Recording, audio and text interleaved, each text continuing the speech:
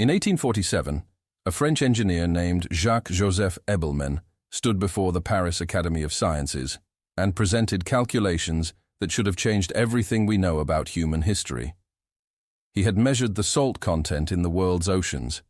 He had calculated the rate at which rivers deposit salt into the sea, and his conclusion was impossible. According to his numbers, the Earth's oceans were far too young. Thousands of years young, not millions. The scientific establishment dismissed him. They called his methodology flawed. They buried his research. But here's what they never explained. Why would rivers carry salt to the ocean for millions of years, yet the ocean's salinity suggests only thousands? Does that make any sense?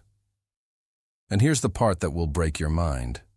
That same salt, the commodity that flavored every meal and preserved every piece of meat for ancient civilizations, traveled along routes so sophisticated, so precisely engineered, that modern historians cannot explain who built them. Roads that cross impassable mountains. Tunnels that penetrate solid rock for miles.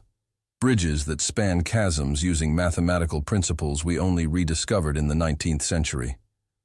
All of this, they tell us, was built by primitive people using copper tools and wooden carts. For salt. But what if salt wasn't the reason? What if these routes existed long before anyone started mining salt? What if the salt trade simply occupied infrastructure built by someone else, for purposes we can no longer comprehend? What if everything you've been taught about the ancient world is a cover story? Look at the Via Salaria, the Salt Road of Rome. It stretches 150 miles from Rome to the Adriatic coast. Perfectly straight sections, precise gradients. Stone paving so expertly fitted that no mortar was needed, yet the roads survived 2,000 years of traffic. The official story? Built gradually over centuries by Roman engineers. But here's the problem. The earliest sections, the ones Roman historians claim were primitive, show the most advanced engineering. The foundations go down 12 feet in some places. 12 feet of layered stone, gravel, and clay, creating a drainage system so efficient that these roads never flooded, never eroded, never failed. Does that sound primitive to you? Does that sound like trial and error? Or does it sound like someone already knew exactly what they were doing? Now look at the Amber Road stretching from the Baltic Sea to the Mediterranean, over 1,000 miles. Crossing marshes, mountains, and rivers. Bronze Age people, we're told, walk this route carrying amber. But the route includes stretches of paved road, cut directly into mountainsides, following gradients that would make modern civil engineers jealous. In some places, the road tunnels through solid rock. Not small tunnels. Tunnels wide enough for wagons, tall enough for loads twice the height of a man. Bronze Age people did this? With what? Copper chisels? Wooden hammers? Think about that. Think about the man-hours. Think about the planning. Think about the surveying required to tunnel through a mountain and emerge on the other side at the exact angle needed to continue the route. Does this make any sense? And then there's the Silk Road. We call it a road, but it's actually a network of routes spanning 4,000 miles from China to the Mediterranean. Some sections cross deserts where temperatures reach 130 degrees. Other sections climb mountain passes above 15,000 feet. The official narrative says merchants developed these routes gradually, over centuries, through trial and error. But here's what they don't tell you. Along these routes, you find wells, hundreds of wells, perfectly spaced, dug to extraordinary depths. In the Taklamakan Desert, some of these wells go down 300 feet, punching through layers of rock to reach ancient aquifers. 300 feet, with Bronze Age technology. Does that make any sense? And here's the strangest part. Many of these wells are connected by underground channels, called Carrez systems, that transport water horizontally for miles without a single pump. The channels maintain a precise gradient, just steep enough to keep water flowing, but not so steep that erosion damages the tunnel. This requires mathematical knowledge that, officially, didn't exist in Central Asia until Islamic scholars arrived over 1,000 years later. So who built them? Who did the surveying? Who had the knowledge? The same question applies to the salt mines themselves. Hallstatt, in Austria, Wieliczka, in Poland, Salzburg, Cardona, in Spain. These aren't simple excavations. These are underground cities carved from solid salt, chambers large enough to hold cathedrals, staircases descending hundreds of feet, support pillars calculated with precision to prevent collapse, ventilation shafts that draw fresh air from the surface using principles of thermodynamics. At Wieliczka, there are chapels carved entirely from salt, with chandeliers made of salt crystals, all of it created, they tell us, by medieval miners. But here's the problem. The deepest chambers at Wieliczka, the ones medieval miners supposedly dug first, show the most sophisticated engineering. The walls are smooth, almost polished. The angles are mathematically precise. The support structures follow load-bearing principles that weren't formalized in Europe until the 17th century. How? How did medieval miners, working by candlelight, calculate the stress points in a salt formation and carve support pillars in exactly the right places to prevent collapse? Does this make any sense? Or does it make more sense that they found these chambers already there? That they simply expanded what someone else had begun? Look at the evidence another way. Salt, throughout history, has been valuable. We know this. Roman soldiers were paid in salt, hence the word salary. African kingdoms traded salt for gold, weight for weight. Entire wars were fought over salt deposits. But here's the paradox. If salt was so valuable, why are the ancient salt routes massively over-engineered for the task? Why build a road 12 feet deep, paved with fitted stone, to transport a commodity that could just as easily travel on a dirt track? Why dig a well 300 feet deep when water is available at 50 feet? Why create underground aqueducts when surface channels would work, unless the salt wasn't the point? Unless these roads, these wells, these tunnels existed first, and the salt trade simply made use of them. Maybe the people we call the ancient salt traders were just occupants. Maybe they moved into infrastructure they didn't build, serving a purpose they no longer understood, carrying salt along routes designed for something else entirely. Think about it. Imagine you are a primitive tribe, barely surviving, and you stumble upon a highway. Not a dirt path, a highway, paved, graded, with bridges and tunnels. You don't know who built it. You don't know why. But it's there. So you use it. You start walking along it. You carry your goods along it. And over time, you forget that you didn't build it. You tell your children that your ancestors made this road. You invent stories about why. And centuries later, historians look at your people and say, "Look at this incredible achievement. Look at what primitive people accomplished with simple tools. But you didn't build it. You inherited it." This is what we're looking at with the salt routes. Inheritance, not innovation. Now, let's go deeper. Let's talk about the structures along these routes.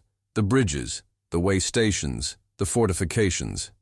All of them share the same impossible characteristics.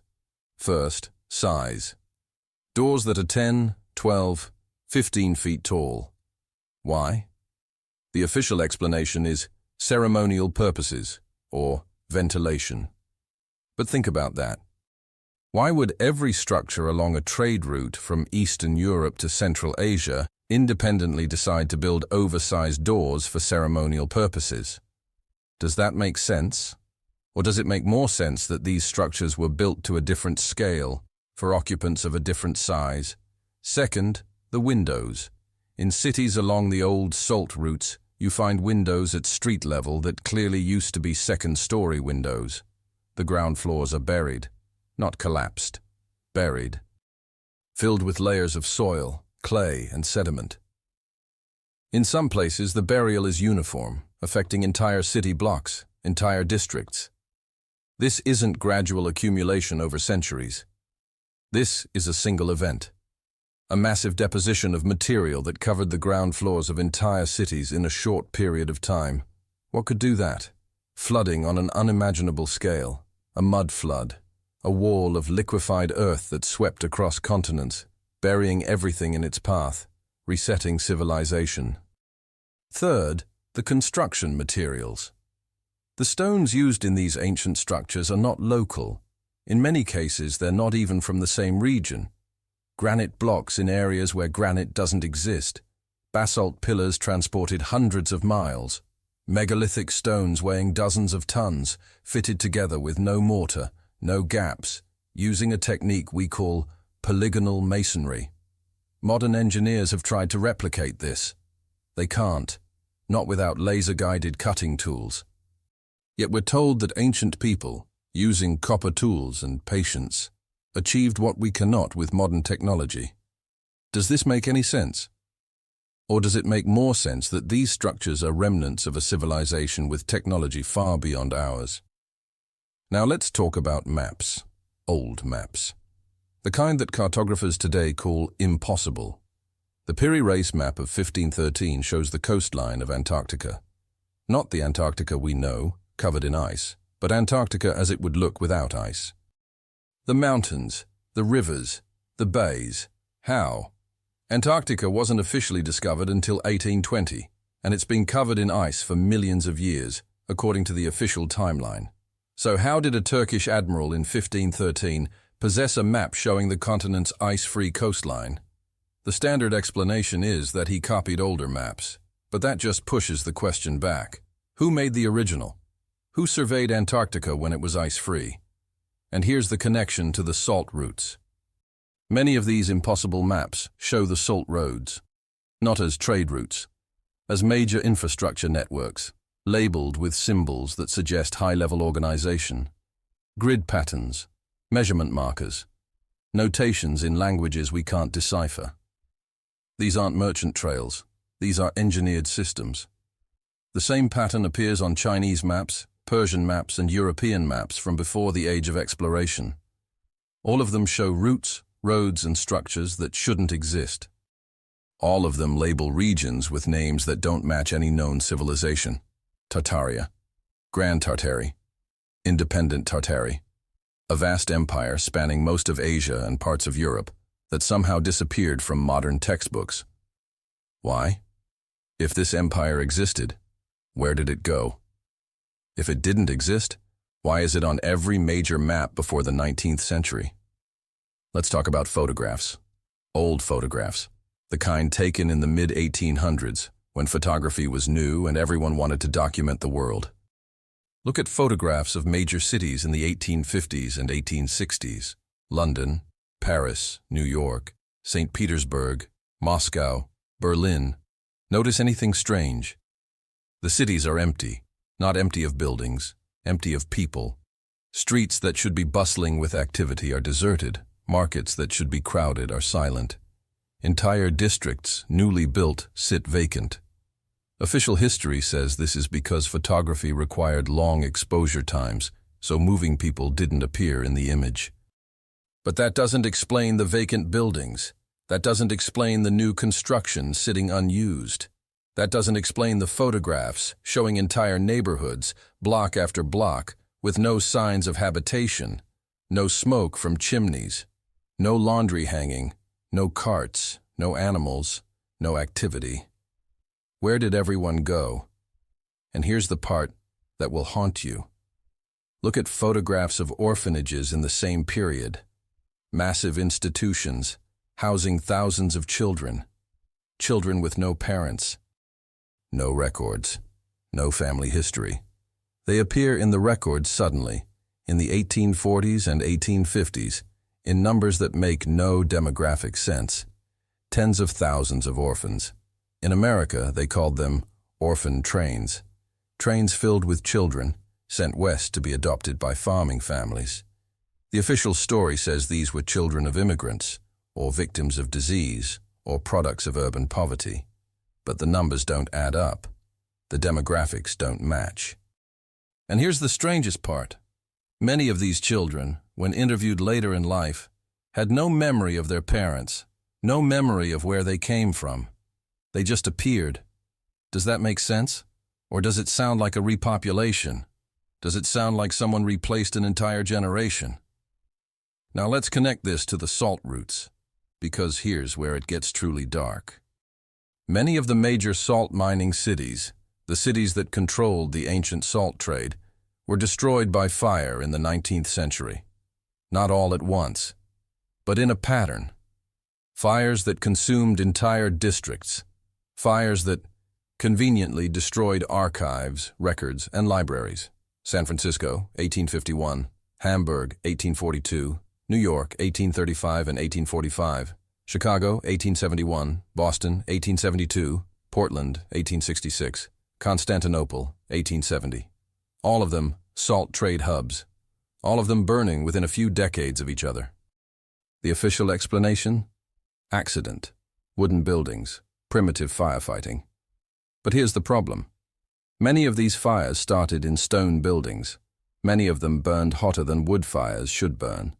And in every case, the buildings that burned were the ones containing historical records, city halls, courthouses, libraries, universities, the places where the old maps were kept, the places where the true history was written, all gone, and in their place, world's fairs. The great exhibitions of the 19th century, enormous structures built in months, showcasing the achievements of modern civilization, buildings so grand, so ornate, so architecturally sophisticated that they rivaled the greatest cathedrals of Europe. All of it, they tell us, temporary. Built from plaster and wood, destroyed after the fair ended. But look at photographs of these structures. Look at the scale. Look at the detail. The Palace of Fine Arts in Chicago, 1893. The Grand Palais in Paris, 1900. The Electricity Building in Buffalo, 1901. These aren't temporary structures, these are stone buildings, permanent buildings, with electrical systems, with plumbing, with foundations dug deep into the earth. And after the fair, demolished, erased. Why? Why build something so magnificent just to destroy it? Unless the point wasn't to build it, unless the point was to demolish it, to erase what was already there, to remove the evidence. Because here's what the world's fairs actually were. They were built on the ruins of the old world. The White City of Chicago, built on top of buried structures, foundations and tunnels that city workers discovered during excavation. The Paris Exposition, built on top of underground chambers and aqueducts that predated Roman Gaul. The Buffalo Fair, built over a network of industrial buildings, smelters and forges that no one could explain. And after the fairs ended, everything was covered up. The ruins were buried again. The evidence was destroyed. And the history books were rewritten. We are told that the 19th century was the age of progress, the Industrial Revolution, the birth of modern civilization. But what if it was the opposite? What if the 19th century was the age of forgetting? What if it was the moment when humanity, emerging from some great catastrophe, looked at the ruins around them and decided to tell a new story? A story where they were the builders, not the survivors. Let me take you to Salzburg. The name means Salt Fortress. This city controlled the salt trade in Central Europe for over 1,000 years. The fortress, perched on a mountain overlooking the city, is one of the largest medieval fortresses in Europe. Except here's the problem, it's not medieval. The lower sections, the foundations, are built with megalithic stones fitted in the polygonal style. No mortar, no gaps. Stones weighing tons, shaped to fit together like puzzle pieces. This is the same construction technique found at Sacsayhuaman in Peru, at Baalbek in Lebanon, at Göbekli Tepe in Turkey. Civilizations separated by thousands of miles and thousands of years, all using the same impossible technique. The official explanation? Convergent evolution. Different cultures independently figured out the same method. But that doesn't explain the precision. That doesn't explain the scale. And it doesn't explain why the technique was forgotten. Why did later builders stop using polygonal masonry? Why did they switch to smaller stones, mortar, and inferior techniques? Unless they didn't stop. Unless they never knew how. Unless they inherited the structures and simply built on top of them. At Salzburg, you can see this clearly. The lower levels are megalithic. The upper levels are medieval. Two entirely different construction styles, separated by centuries or by a catastrophe. The same pattern repeats along every major salt route. Velička, Hallstatt, Cardona, Turda in Romania. All of them show layers, ancient, sophisticated infrastructure at the bottom, cruder, simpler work layered on top. And in every case, the official history ignores the bottom layer. They focus on the medieval additions and pretend the megalithic foundations don't exist. Why? What are they hiding? Let's talk about technology. Specifically, the technology that the salt routes required. To mine salt efficiently, you need ventilation. Deep underground, air becomes stale, toxic. Miners suffocate. So how did ancient miners solve this? The official explanation is shafts. Vertical shafts dug from the surface to the mining chambers. But here's the problem. At Velička, at Hallstatt, at Turda, the ventilation shafts don't work that way. They're not simple holes. They're engineered systems. They spiral. They branch. They create airflow using pressure differentials and thermal dynamics. Warm air rises through one shaft. Cool air descends through another. The result is constant circulation, no pumps required. This is advanced thermodynamics, the kind of knowledge that wasn't formalized until the 18th century. So how did medieval miners know how to do it? Did they experiment? Did they dig dozens of test shafts until they stumbled on the right configuration? Or did they find the shafts already there? Then there's the lighting. To work underground, you need light, candles, torches, oil lamps. All of them produce smoke. And smoke, in an enclosed space, kills you faster than lack of oxygen. So how did ancient miners light their work areas without suffocating? The official story doesn't answer this. It can't. Because the real answer is that many of these mines show evidence of electrical lighting. Not modern electric lights. Something else. Something older. In the deepest chambers at Velička, there are scorch marks on the ceiling. Not from fire. The patterns are wrong. Fire leaves soot, carbon residue, irregular burns. These marks are uniform, geometric. They look like electrical arcing. And in several locations, researchers have found metal fixtures embedded in the walls, fixtures that match descriptions of arc lamps from the 19th century. Except these fixtures are buried under layers of salt deposits that, according to official geology, took thousands of years to form. How? The answer is in the old texts, not the ones they teach you in school. The hidden ones, the ones locked away in private collections and Vatican archives, texts that describe the old world, before the catastrophe, as a place of light. Not firelight, not sunlight, artificial light. Light that came from towers. Light that was transmitted through the air. Wireless power. Nikola Tesla tried to recreate this in the early 20th century. He built Wardenclyffe Tower to transmit electricity wirelessly, using the Earth itself as a conductor. The project was shut down. Destroyed, erased from mainstream science. But Tesla wasn't inventing. He was remembering. He was recreating technology that once existed. Technology that powered the old world. Technology that lit the salt mines, the tunnels, the underground cities. Technology that was lost in the reset. Let's go back to the mud flood, because this is where everything connects. Geological surveys, the ones conducted in the late 19th and early 20th centuries, show something extraordinary.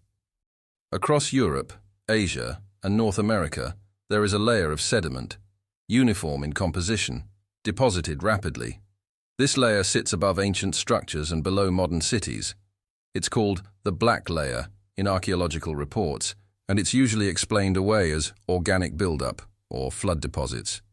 But here's the problem. The layer is too uniform.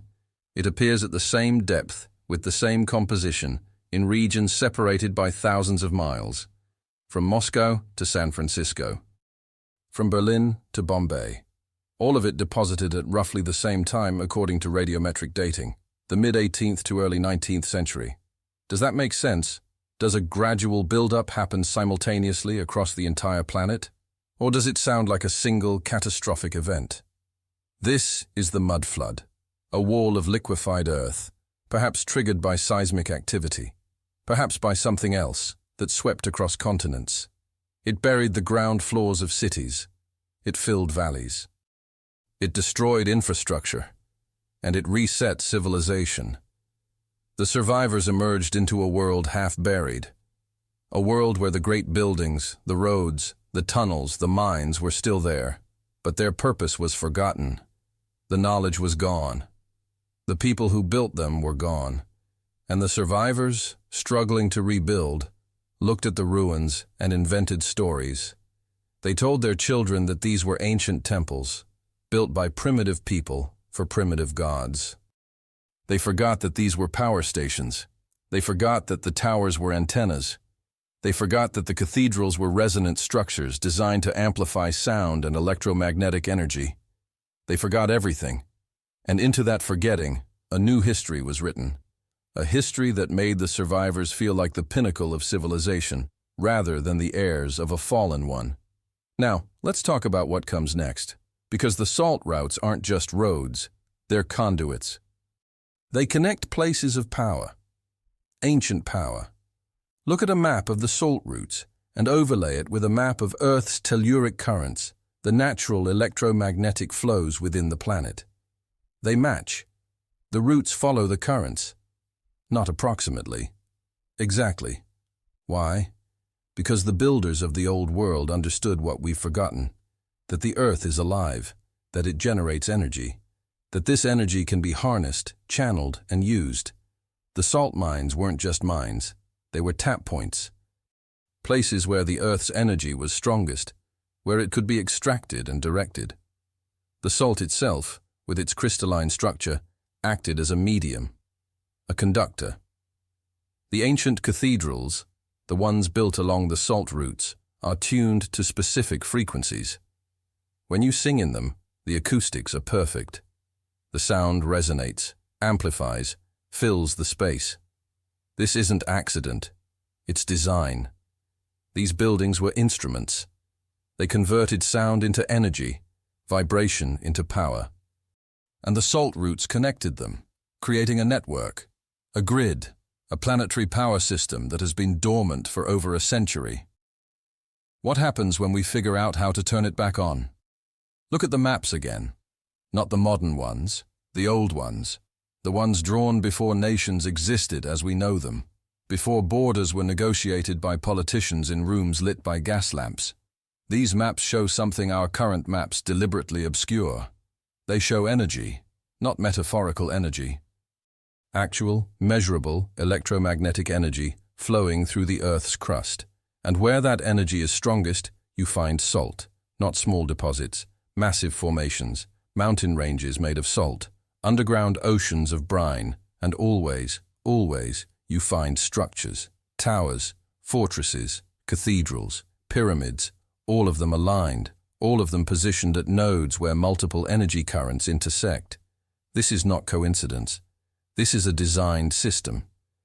A global machine that humanity has forgotten how to operate. The Andes Mountains in South America, massive salt flats at high altitude, and scattered across those flats, structures that predate the Inca, platforms made of stones weighing hundreds of tons, transported from quarries hundreds of miles away, positioned with astronomical precision. The official story says these were ceremonial sites.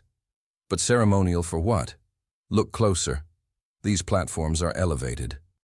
They have channels carved into them, channels that lead nowhere now, but that once carried something. Water, perhaps.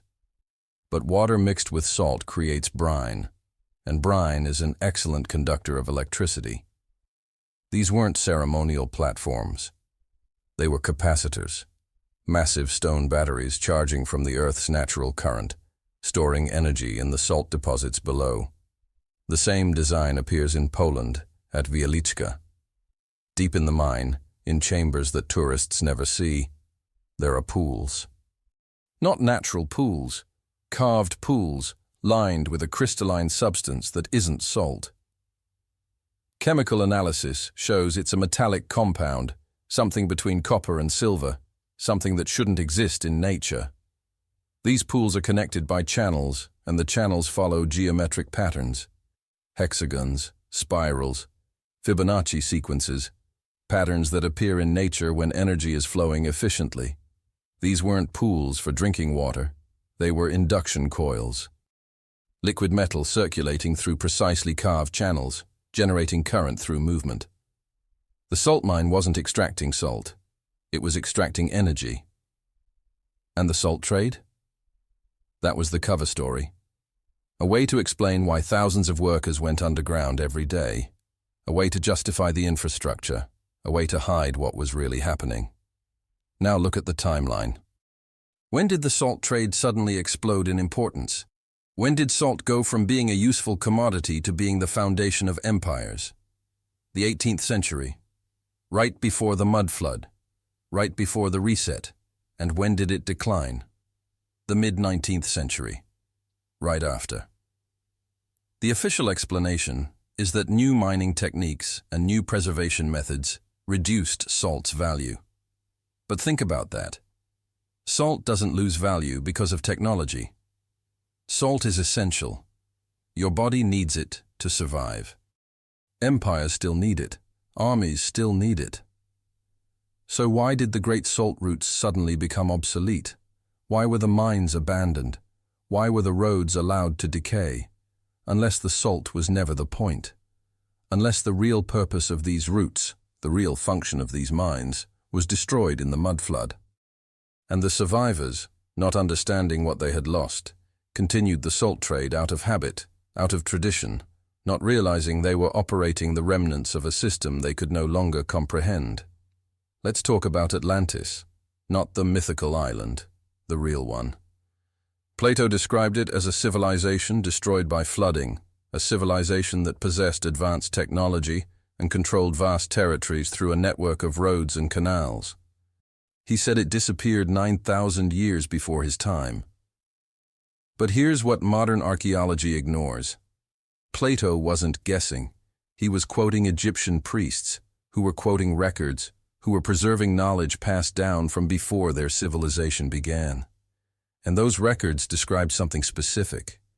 They described a global network, cities connected by roads, power transmitted through towers, resources moved through underground tunnels. A civilization that spanned continents, united not by conquest, but by infrastructure. Does this sound familiar? Does this sound like Tartaria? Does this sound like the salt routes? What if Atlantis didn't sink? What if it was buried? What if the catastrophe Plato described wasn't water rising, but earth falling? A mud flood that covered everything, that filled the cities, that buried the evidence. And what if it happened not 9,000 years ago, but 200 years ago? What if the timeline itself is a lie? What if the Egyptian priests were describing the same civilization that built Wilichka, that built the Amber Road, that built the network of salt routes we can still see today? What if Atlantis is Tartaria, and Tartaria was destroyed in the 18th century, and everything we've been taught about history is designed to prevent us from realizing this? Look at the linguistic evidence. The word Tartaria appears in hundreds of historical documents, treaties, maps, trade records, always describing a vast empire in Central Asia, an empire with advanced agriculture, sophisticated metallurgy, and extensive trade networks. And then, suddenly, in the early 19th century, the word disappears. Maps stop using it. Documents stop mentioning it. Encyclopedias delete entries about it. The official explanation is that Tartaria was just a vague term Europeans used for regions they didn't understand. But that doesn't explain the specificity. That doesn't explain the detailed descriptions of Tartarian cities, Tartarian roads, Tartarian architecture. That doesn't explain why French, German, English, and Russian sources all independently confirm the empire's existence. Unless someone, at some point, decided to erase it, to remove all evidence that this civilization existed, to rewrite the maps, to burn the libraries, to replace the history. And who would do this? Who benefits from erasing an entire civilization from human memory? The answer is in the economics. Imagine you are a rising industrial power in the 19th century. England, France, the United States. You are building railroads. You are opening factories. You are exploiting coal, iron, oil. Your entire economic model depends on scarcity, on the idea that resources are limited, that energy must be generated through labor and fuel, that power belongs to whoever controls the supply. Now imagine someone discovers that the old world had unlimited energy, that buildings could power themselves, that cities could illuminate themselves without coal, without oil, without control. What happens to your economic model? It collapses. Your monopoly ends. Your power evaporates. So you do what any empire does when faced with an existential threat. You destroy the evidence. You bury the technology. You rewrite the past. You tell people that the old world was primitive, that progress is linear, that we are the pinnacle of civilization. And you make sure that anyone who questions this story is dismissed as a conspiracy theorist. But the evidence is still here. Buried, yes. Hidden, yes. But still here. In the salt mines. In the underground tunnels. In the megalithic foundations of buildings we're told are medieval. In the photographs of empty cities and orphaned children. In the maps that show a world different from the one we're told existed. In the scorch marks on mine ceilings that look like electrical burns. In the ventilation systems that use thermodynamics we supposedly didn't understand. In the roads that cross continents with precision we supposedly couldn't achieve. In the wells that tap aquifers we supposedly couldn't locate. In the structures built for giants we supposedly never met. The evidence is everywhere. You just have to be willing to see it. Let me tell you about the fires again, because this is crucial. The great fires of the 19th century didn't just destroy buildings, they destroyed context. In San Francisco, the 1851 fire burned through the city archive. Gone were land deeds, property records, maps showing what existed before the gold rush. In Chicago, the 1871 fire consumed the Historical Society, the courthouse, and most of the commercial district. All records of the city's founding, all evidence of what stood there before, erased. In Hamburg, in New York, in Boston, the pattern repeats.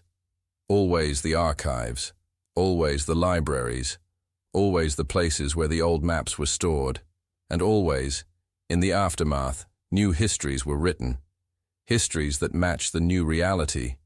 Histories that erase Tartaria. Histories that explain the salt routes as simple trade roads, rather than components of a global energy grid. And the world's fairs. Let's return to them. Because they weren't just exhibitions, they were demonstrations. Demonstrations of power, not industrial power, architectural power. The White City of Chicago, the 1893 Columbian Exposition, covered over 600 acres. It included over 200 buildings, all designed in a unified neoclassical style. Domes, columns, statues, fountains. All of it, we're told, built in 2 years by laborers using hand tools and horse-drawn carts. But look at the photographs. Look at the scale. Look at the infrastructure. Electrical systems lighting thousands of bulbs. Water systems powering hundreds of fountains. Railway systems moving millions of visitors. All of it temporary. All of it demolished after 6 months. Does that make any sense? Or does it make more sense that these structures already existed? That they were uncovered, cleaned, refurbished, and displayed as modern achievements, when in fact they were ancient achievements, remnants of the civilization that built the salt routes, that powered the old world.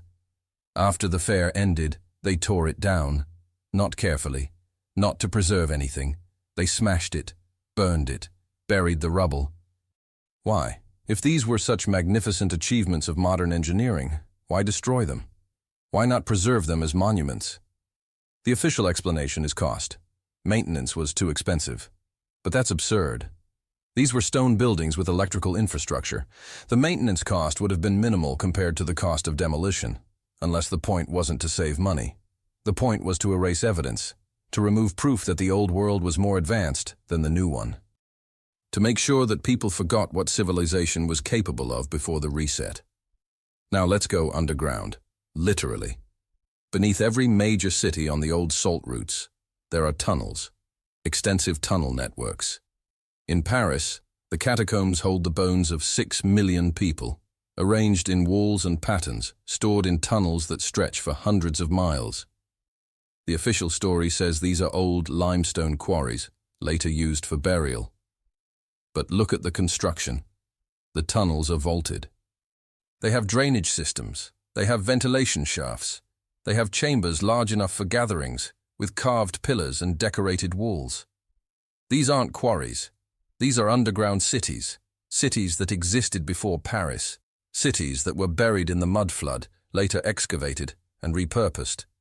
The same pattern exists in Rome, in Naples, in Istanbul, in Moscow, in Krakow. Every old city has catacombs. Every old city has underground chambers that no one can explain. But the explanation is simple. These were the ground floors. This was street level before the mud flood. And what we call modern cities are just the second story, built on top of the buried first story. In Cappadocia, Turkey, there are underground cities carved from solid rock, cities that could house 20,000 people, cities with ventilation shafts that go down 11 levels, cities with wells, with stables, with churches, with schools, all underground.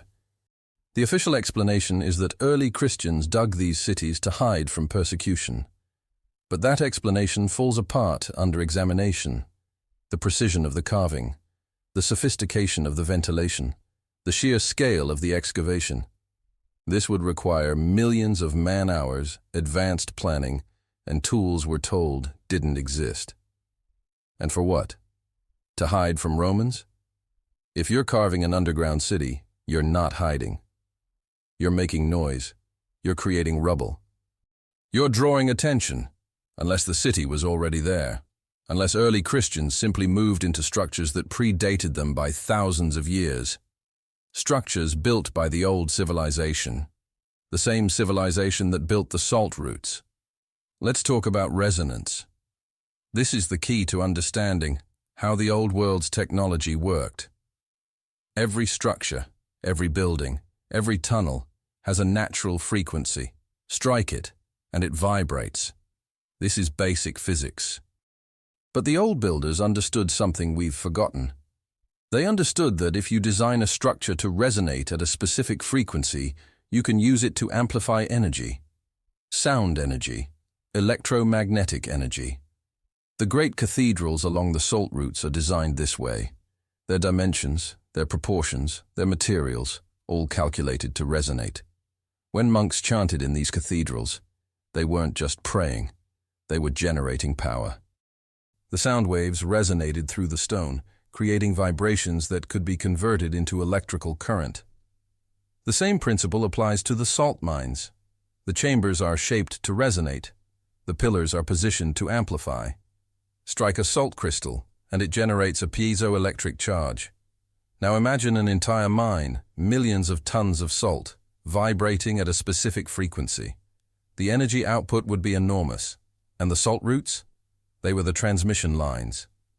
Roads built with conductive materials, positioned along telluric currents, carrying energy from the mines to the cities, from the towers to the cathedrals, creating a wireless power grid that spanned continents. Tesla knew this. He tried to tell us. He tried to rebuild it. And they shut him down. They destroyed his lab. They confiscated his papers. They erased his work from mainstream science. Because if people understood that energy could be free, that power could be wireless, that the Earth itself could provide everything we need, the entire control structure collapses. The oil companies, the coal companies, the power companies, the banks that fund them, the governments that tax them, all of it becomes obsolete. So they buried the technology, they buried the history, they buried Tartaria. And they built a new world on top of the old one, a world designed around scarcity, around control, around keeping people dependent. But here's the thing about truth. You can bury it, you can obscure it, you can rewrite the textbooks and burn the libraries and demolish the evidence, but you can't erase it completely, because the structures are still here, the salt mines are still here, the roads are still here, the tunnels are still here, the foundations are still here. All of it, waiting beneath our feet, waiting to be rediscovered. And people are starting to look. They're starting to ask questions. They're starting to notice the inconsistencies, the impossibilities, the lies. They're starting to realize that the history we've been taught doesn't make sense. That primitive people with copper tools didn't build roads that modern engineers admire.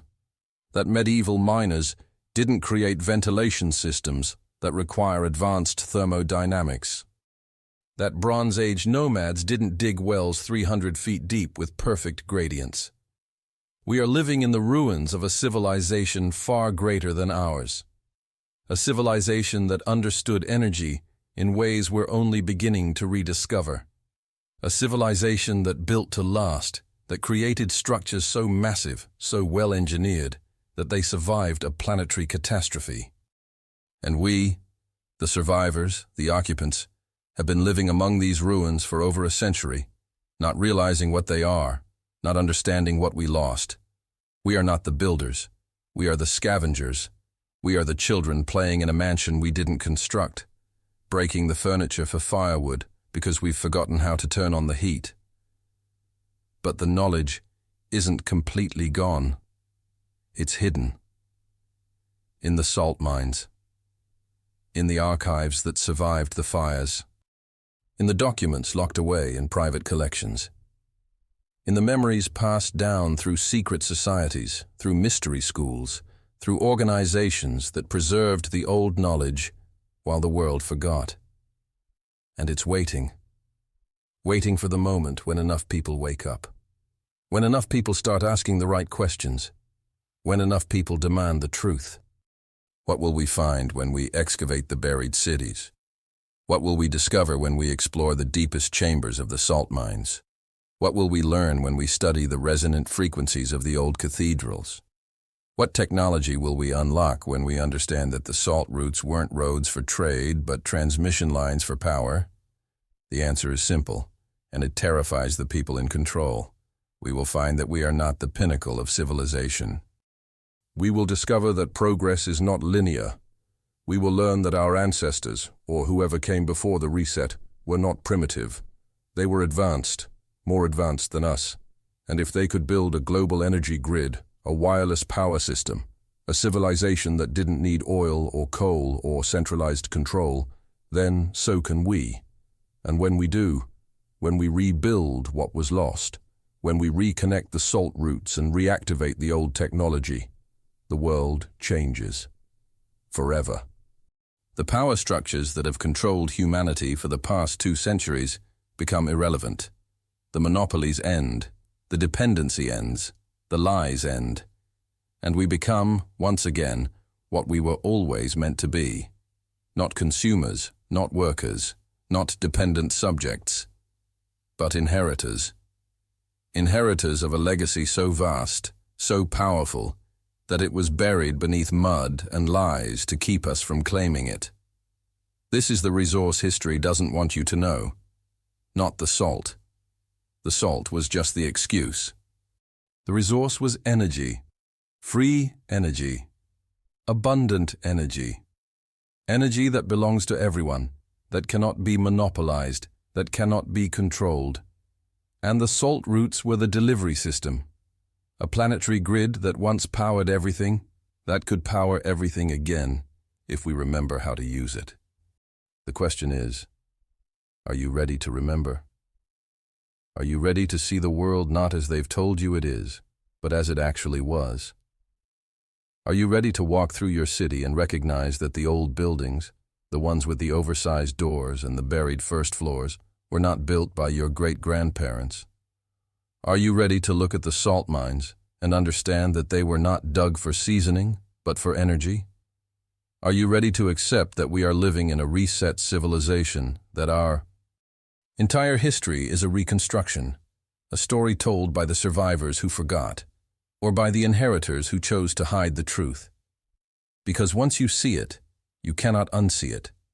Once you understand that the old world was buried, not destroyed, that the technology was hidden, not lost, that the civilization was erased, not evolved past, everything changes. Every history book becomes a lie. Every official narrative becomes a cover story.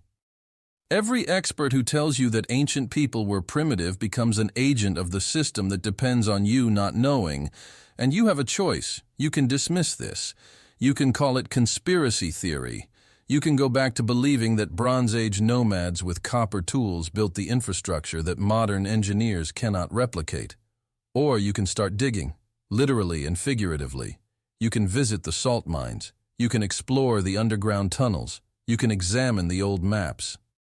You can measure the resonant frequencies. You can ask the questions that no one wants you to ask. And when you do, when you see the evidence with your own eyes, when you feel the hum of the old energy still vibrating through the stones, you will know. You will know that we were lied to. You will know that the old world was real. You will know that Tartaria existed, that it spanned the globe, that it built the salt routes not for salt, but for power, and that it was buried, deliberately and completely, to keep us enslaved to scarcity. The salt routes are still there, waiting beneath the modern roads, waiting beneath the cities, waiting beneath the mud and the lies. And they are calling to us, calling us to remember, calling us to reclaim what was stolen, calling us to rebuild what was destroyed. The question is not whether the old civilization existed. The evidence proves it did. The question is whether we have the courage to acknowledge it, to learn from it, and to use that knowledge to break free from the system built on its corpse. The resource history doesn't want you to know is power, real power. The power to illuminate cities without burning fuel, the power to heal without chemicals, the power to communicate without wires, the power to live without dependency. That power is still here, buried in the salt, encoded in the roots, resonating through the stones, and it is waiting for you to find it. We are not the builders, we are the inheritors, and the inheritance is greater than anything you have been taught. The Salt Routes of Tartaria were never about salt. They were about freedom. The freedom that comes from abundant energy, the freedom that comes from understanding the earth, the freedom that comes from living in harmony with the planet's natural systems rather than exploiting them. And that freedom was taken from us, buried, hidden, erased, but it can be reclaimed. All you have to do is look. All you have to do is question. All you have to do is remember.